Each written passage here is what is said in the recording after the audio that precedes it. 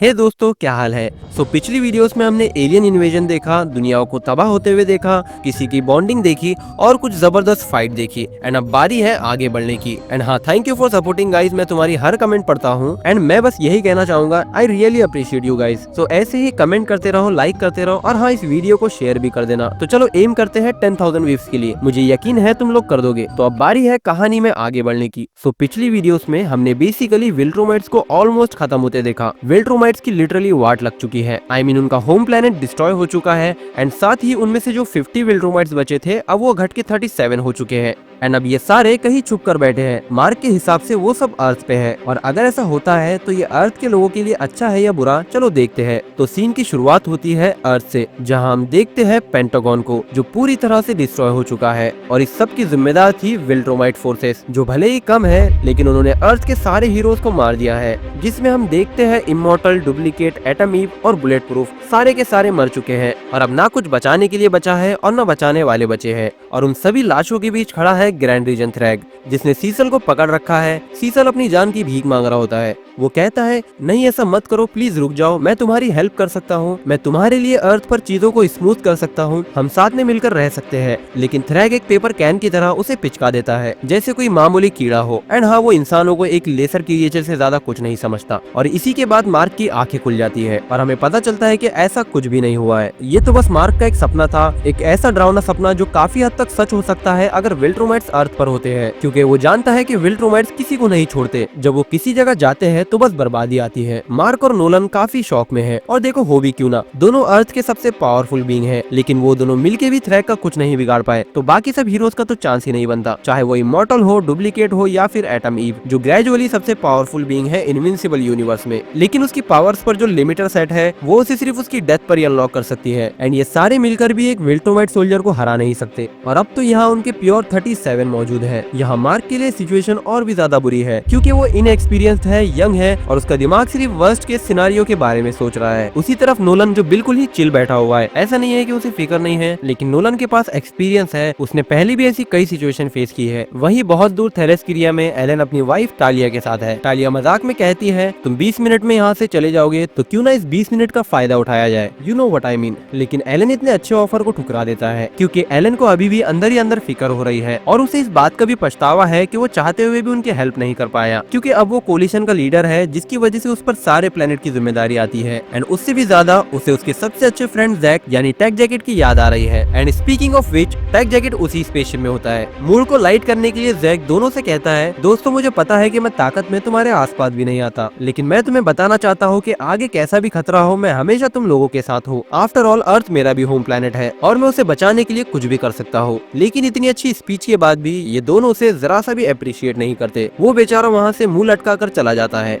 वहीं नोलन को ओलिवर की फिक्र हो रही थी और साथ ही में डेबी से फिर से मिलने का डर भी था, बिल्कुल एक इंसान की तरह। शायद ये इमोशन हमेशा से नोलन के अंदर थे और ये बात सिर्फ नोलन की नहीं है, हर उस विल्ट्रोमाइट की है जिनकी अपब्रिंगिंग अर्थ पर नहीं बल्कि विल्ट्रम एम्पायर पे हुई, जहाँ उन्हें एक इंसान नहीं बल्कि इमोशनलेस हथियार बनाया जाता है। शायद अर्थ ने नोलन को बहुत चेंज कर दिया है और ये बात नोलन कहता भी है। थोड़ी देर बाद नोलन टेक जैकेट के साथ प्लान बनाता है कि कैसे विल्ट्रम फोर्सेस से निपटा जाए और कैसे बचे हुए हीरोज को छुड़ाया जाए। नोलन की बातों से तो ऐसा लगता है कि 100% विल्ट्रोमाइट्स अर्थ पर ही है। जब अर्थ के पास स्पेसशिप पहुंचता है, मार्क बिना सोचे समझे स्पेसशिप के बाहर निकल जाता है। वो और वेट नहीं कर सकता ये देखने के लिए कि विल्ट्रोमाइट्स यहाँ है या नहीं, तो वो सबसे पहले अर्थ पे पहुंचता है। जब वो वहाँ पहुंच रहा था तो उसे लगता है कि सब कुछ बर्बाद हो चुका है, पर सब कुछ ठीक होता है। वो पूरी सिटी के चक्कर लगाता है, लेकिन उन्हें विल्ट्रोमाइट्स का नामो निशान नहीं मिलता। मार्क मुस्कुराते हुए नोलन से कहता है, वो यहाँ नहीं है, लेकिन ये खुशी ज्यादा देर तक नहीं रहती। उतनी ही देर में पीछे से एक आवाज आती है, we are very much here, और वहाँ खड़ा होता है थ्रैग। थ्रैग को देखते ही मार्क उस पर अटैक कर देता है। नोलन उसे रोकने की कोशिश करता है, पर मार्क अपने इमोशन पर कंट्रोल नहीं कर पाता। वो चिल्ला के कहता है, मैंने कॉन्क्वेस्ट को मारा था और मैं तुझे भी मारने का कोई ना कोई रास्ता ढूंढ ही लूंगा। नोलन उसे समझाता है कि थ्रैग कॉन्क्वेस्ट से बहुत ज्यादा पावरफुल है, पर मार्क उसकी कोई भी बात सुनना ही नहीं चाहता। थ्रैग उसे पकड़ के कहता है, मैंने इस प्लेनेट को कुछ नहीं किया, अभी तक तो नहीं। थ्रैग मार्क को साइड में फेंकते हुए कहता है, लड़ना है तो लड़ो, पर सोच लो अगर तुम मुझे जरा सी भी चोट पहुंचा पाए तो मेरी पूरी आर्मी तुम्हारे प्लेनेट को को तबाह कर देगी। फिर वो कहता है मैं बात करने आया हूँ, अगर तुम्हें लड़ना है तो ठीक है, पर अगर बात करनी है तो वहीं रहो जहाँ हो। मार्क शॉकिंगली कहता है तुम्हें बात करनी है। थ्रैग उन्हें एक शॉकिंग बात बताता है। वो कहता है हमें तुमसे लड़ाई नहीं बल्कि तुम्हारी हेल्प चाहिए, क्योंकि विल्ट्रोमाइट्स के सिर्फ 37 लोग बचे हैं, जिनमें से कुछ तो ज्यादा घायल है, लेकिन जितने हैं वो काफी है तुम्हारी पूरी दुनिया को खत्म करने के लिए। लेकिन मुझे ग्रैंड रीजन थ्रैग बदले के लिए नहीं बनाया गया, बल्कि मुझे रूल इसलिए दिया गया ताकि मैं अपने लोगों को खत्म होने से बचा सकूं। और हम समझते हैं अगर ये वॉर ऐसी ही चलती रही तो हमारा बचना मुश्किल होगा, इसलिए मैं तुम्हें हमारा सरेंडर ऑफर कर रहा हूँ, सिर्फ एक कंडीशन पर। तुमने हमसे हमारा प्लेनेट छीना और अब हम तुमसे तुम्हारा प्लेनेट छीनेंगे। मार्क ये सुन के पागल हो जाता है और कहता है क्या तुम पागल हो चुके हो, तुम ऐसा कुछ नहीं करोगे। थ्रैग उसे बीच में रोकते हुए कहता है इससे पहले कि तुम ओवर रिएक्ट करो, अपने दिमाग में ये गार्ड बांध लो, तुम हमें चाह के भी यहाँ से निकाल नहीं सकते। और मैं तुम्हें ये कह रहा हूँ कि अब हम तुम्हारे लोगों के बीच रहेंगे, अर्थ के लोगों को पता भी नहीं चलेगा कि हम यहाँ हैं, इवन तुम्हें भी हमारे होने की खबर नहीं होगी, हमसे तुम्हारा कोई कांटेक्ट नहीं होगा, हम अर्थ के किसी भी मैटर में इंटरफेयर नहीं करेंगे और ना ही हम चाहते हैं कि हमारी मौजूदगी का किसी पता चले।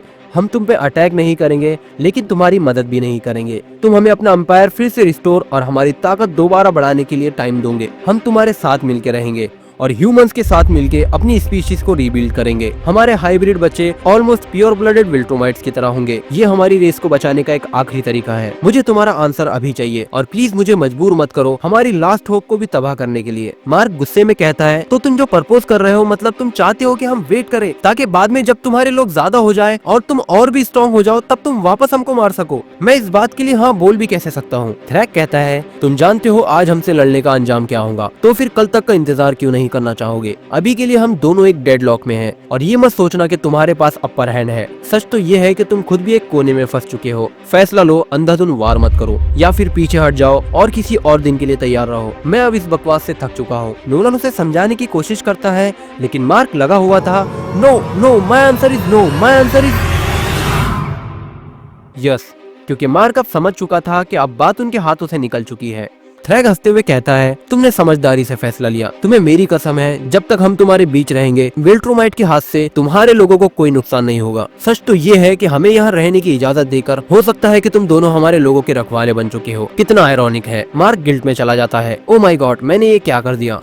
थ्रैग कहता है बस करो, तुमने इस ग्रह पर रहने वाली हर उस जिंदा चीज को बचा लिया। तुम मेरी तरफ से अब दोबारा कुछ नहीं सुनोगे। मैं तुम्हें छोड़कर जा रहा हूँ। ये बोल के थ्रैग वहाँ से चला जाता है। कहाँ जाता है किसी को नहीं पता। उसके जस्ट बाद टेक जैकेट वहाँ पहुँचता है जो कि पीछे रह गया था। वो पूछता है क्या हुआ, कहाँ है विल्ट्रोमाइट्स। मार्क कहता है वार खत्म हो चुकी है, जो सुन के जैक खुश हो जाता है और फिर से बड़बड़ करने लगता है और पीछे पलट के देखता है वो दोनों लोग वहाँ से जा चुके हैं। वो कहता है सक यू गाइस। सीन शिफ्ट होता है डेबी पर, जो अपने बॉयफ्रेंड पॉल से फोन पर बात कर रही थी, या मैं कहूँ कि उसके एक्स से। हाँ, उनमें ब्रेकअप हो जाता है, जो उनकी बातों से साफ पता लग रहा था, जो पॉल को अपना सामान ले जाने के लिए कह रही थी। एंड उसी टाइम पीछे से एक आवाज आती है, ये पॉल कौन है। डेबी देखती है मार्क और नोलन उसके सामने खड़े हैं। डेबी रोते हुए मार्क के गले लग जाती है क्योंकि उन्हें अर्थ से जाने को पूरे 10 महीने हो गए थे। नोलन भी वही था और ये बड़ी बात है क्योंकि नोलन और उसकी एक्स वाइफ के बीच इतने टाइम के बाद प्रॉपर कन्वर्सेशन हो रही है। डेबी नोलन से ओलिवर के बारे में पूछती है, जिस पर नोलन बताता है कि वो ठीक है और थैलेस्क्रिया में रिकवर हो रहा है। फिर नोलन डेबी से एक और बार पूछता है ये पॉल कौन है। इससे पता चलता है कि नोलन कितना बड़ा हरामी है। ये बंदा अर्थ से निकलते ही एक एलियन के साथ रिलेशन बनाता है, एक बच्चा पैदा कर लेता है और फिर भी ये भाई साहब का पहला सवाल था कि ये पॉल कौन है। हिपोक्रेसी की भी सीमा होती है। अच्छा, तुम्हें बता दूं कि नोलन के जाने के बाद डेबी कुछ टाइम तक पॉल के साथ रिलेशन में होती है, जो शो में भी बताया गया है। जब डेबी और नोलन बात करते हैं तो नोलन के टोन में एक माइल्ड डिसअपॉइंटमेंट है। डेबी भी नोलन से नाराज है क्योंकि उसने अपनी जिंदगी में सब कुछ खो दिया। अर्थ पे उसने सब कुछ अकेले संभाला, जबकि नोलन स्पेस में अलग अलग प्लेनेट पर अपने मजे कर रहा था। उनकी कन्वर्सेशन चली रही थी कि वहाँ सीसल आ जाता है। वो नोलन को वहाँ देख के उसके फेस पर गन शूट कर देता है, लेकिन फिर सीसल को रियलाइज होता है कि नोलन अब रिफॉर्म हो चुका है और उसे ये मार्क ने कहा भी था। वो नोलन से पूछता है कि क्या इसका मतलब वार खत्म हो चुकी है। नोलन कहता है अभी के लिए तो हाँ। सीन शिफ्ट होता है मार्क पर, जो ईव से मिलने उसके घर आया है, जो इमोशनली और फिजिकली बहुत ही ज्यादा टूट चुकी है। ये 10 महीने उसने मार्क के बिना किस तरह जिए वो हम साफ देख सकते हैं। उसे तो ये भी उम्मीद नहीं थी कि मार्क जिंदा है या मर गया। इवन वो मार्क को अपने पास आने से भी रोक देती है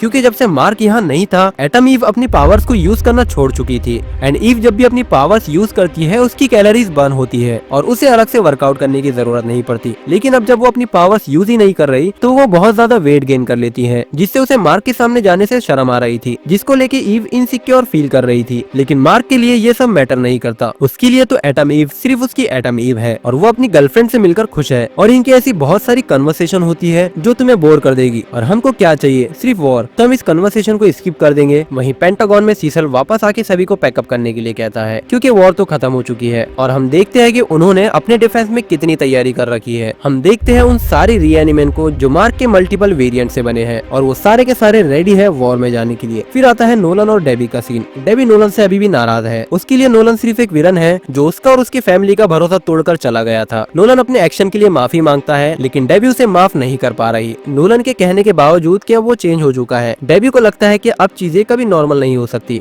स्टोरी के एंड में मार्क और ईव इमॉर्टल और डुप्लीकेट के घर जाते हैं जो शादी करके सेटल हो चुके थे और उनके 2 बच्चे भी है। तो बेसिकली इतने टाइम के बाद वो दोनों एंजॉय कर रहे हैं। और हाँ, जब सभी का रियूनियन हो ही रहा है तो अपना टैग जैकेट भी अपने फादर से मिलता है। एंड स्टोरी खत्म होने के पहले हमें थेलेस्क्रिया का एक शॉट बताया जाता है जहाँ एलन के लिए एक अर्जेंट मैसेज आया होता है जो रिकॉर्ड किया था थीडस ने, जो उसने प्रोबेबली अपने मरने से पहले रिकॉर्ड किया होगा। क्योंकि थीडस ने अपने बाद अपना सक्सेसर एलन को चुना था तो उसे जरूरी है कि उसे कोलिशन के सारे राज पता हो और ये राज हमने जितना सोचा था उससे ज्यादा डरावना होता है। वो होता है स्कर्ज वायरस, पहले से भी बेहतर, पहले से ज्यादा इम्प्रूव किया हुआ और भी ज्यादा घातक। जिसको नहीं पता ये वही वायरस है जिसने विल्टोमाइट्स की 99.9% पॉपुलेशन को खत्म कर दिया था। और इसे ऐसे सामने लाने का मतलब क्या होगा? क्या एलन इसे यूज करेगा? क्या एलन अपने दोस्त मार्क पर भी इसे यूज करेगा? ये जानने के लिए देखते रहिए वर्ल्ड ऑफ सुपर।